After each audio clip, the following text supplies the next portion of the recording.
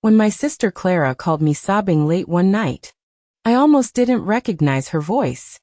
After years of mocking my simple life and loving husband, karma had finally caught up with her.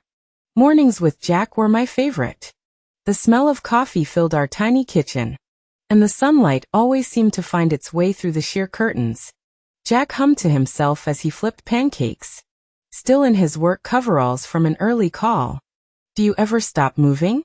I teased, pouring syrup over the stack he set in front of me. "Not when I've got you to keep happy," he said, grinning as he leaned down to kiss my forehead. Our home wasn't perfect. The chairs around the table didn't match. The paint was scuffed here and there, and the wallpaper peeled slightly in the corners. But it was ours. It was warm and full of love. That was more than enough for me. Of course, Clara didn't see it that way. My older sister lived in a world of luxury. Her sprawling mansion, endless designer outfits, and her husband, Tyler, who was more like a business partner than a spouse, screamed perfection. Growing up, she was the golden child who could do no wrong in our parents' eyes. She had the best grades, the best clothes, and the best friends. I was the quiet one, the practical sister who blended into the background while Clara basked in the spotlight. When she got a shiny red convertible for her 16th birthday, our dad couldn't stop gushing about how Clara deserved the best. I got a hand-me-down sedan that sputtered every time I turned the key. Clara loved reminding me of what I didn't have. Last Thanksgiving, she walked in wearing heels so tall I thought she might tip over. "Jack," she said, her voice smooth but pointed as her eyes drifted to his hands. "Still fixing cars? That must be exhausting." Jack didn't miss a beat. "It keeps me busy," he replied casually, setting the turkey on the table. Clara tilted her head. A fake smile plastered across her face. "Oh, I bet. But does it ever pay enough to take Kelly somewhere nice?" My cheeks burned, but I kept quiet. Jack just chuckled. "Kelly prefers my cooking to anything at a restaurant." "Oh," Clara said with a raised brow. "That's sweet. Tyler took me to Paris for our anniversary. It's nice to celebrate in style. Don't you think, Kel?" I hesitated. Jack had surprised me with a picnic by the lake with homemade sandwiches, a thermos of hot chocolate, and a blanket under the stars. It was perfect. But I could already imagine Clara's reaction. "We went for a picnic."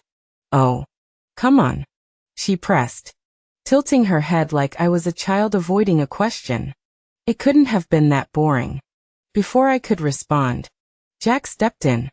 "It wasn't boring. It was perfect," he said, his voice calm and sure. Clara rolled her eyes. "Perfect? Kelly, you deserve more than PB&JS on a blanket." The breaking point came a few weeks later. At our parents' anniversary dinner, Clara swept in late, dripping in diamonds. Tyler wasn't with her. "He's working late," she explained with a breezy wave. "Big deals to close." Dinner was uncomfortable. As usual, Clara dominated the conversation, rattling off details about some villa she and Tyler had rented in Tuscany. She turned to me, her eyes sparkling with mischief.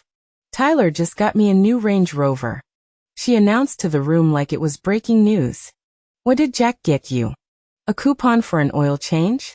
She laughed, and a few others joined in, though nervously.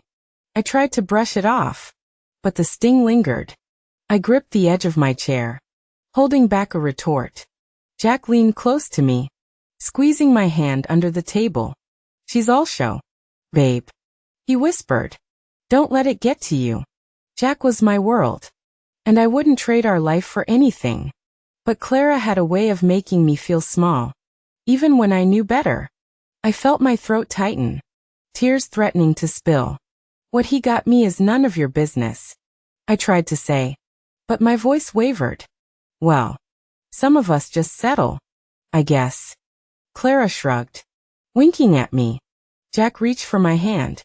"I don't know if Kelly settled when she married me," he said, his tone soft but firm. "But I'm 100% pretty sure I got a better deal than Tyler." The tension around the table broke with nervous laughter, though Clara's smile faltered. For just a second, I saw something sharp and unsettled behind her eyes. That night, I couldn't stop replaying her words in my head. But while I lay awake, Jack pulled me close, his steady breathing anchoring me. Across town, I imagined Clara in her enormous bedroom, scrolling through Instagram.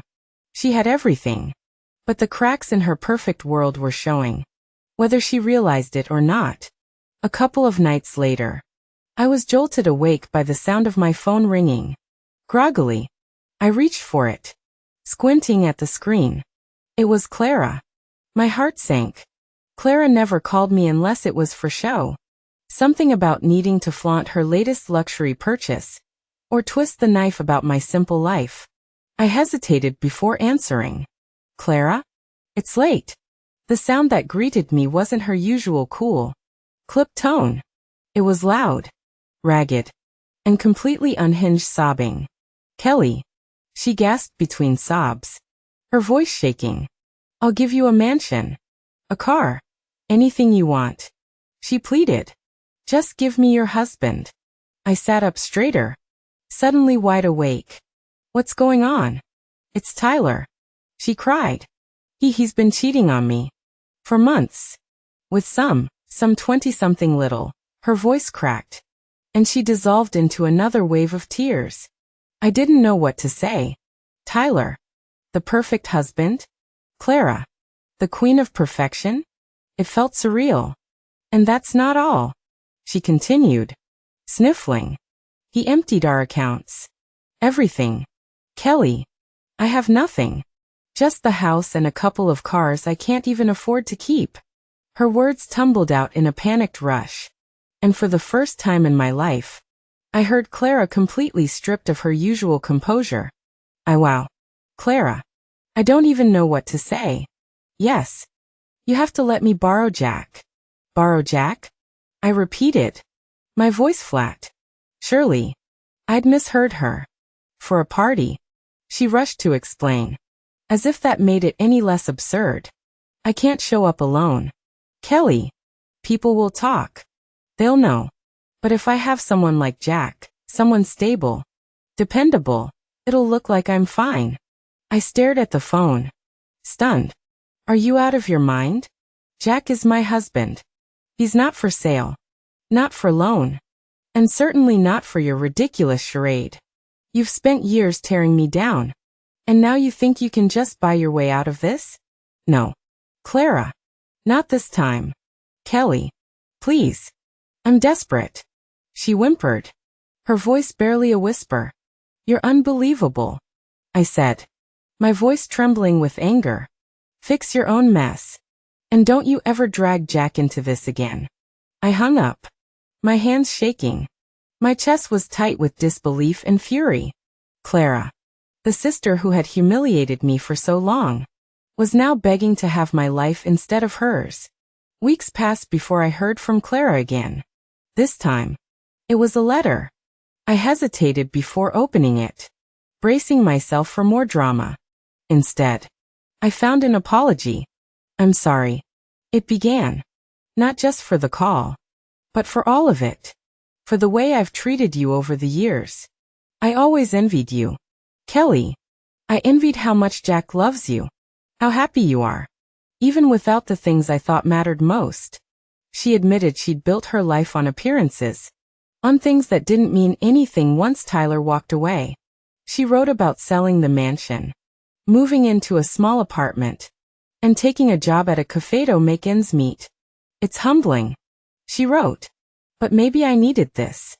I'm starting to realize that everything I thought I wanted wasn't worth what I thought it was. For the first time in my life, I felt something close to sympathy for Clara. Her world had crumbled.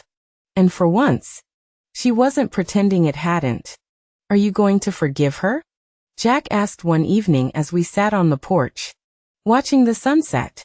I sighed, turning the letter over in my hands. I don't know. I admitted. She's hurt me so much. But she seems different now. Maybe this was the wake-up call she needed. Jack reached for my hand, his thumb tracing slow circles on my palm. You've got the biggest heart out of all the people I know. Just remember, forgiveness doesn't mean forgetting. I nodded, leaning my head against his shoulder. I'll forgive her, I said quietly. But it'll take time. And I'm keeping my boundaries. That's my girl, he said with a smile. As the sky turned shades of pink and orange, I felt a sense of peace. Clara's life had been built on things that didn't last. Mine, on the other hand, was built on love that weathered every storm.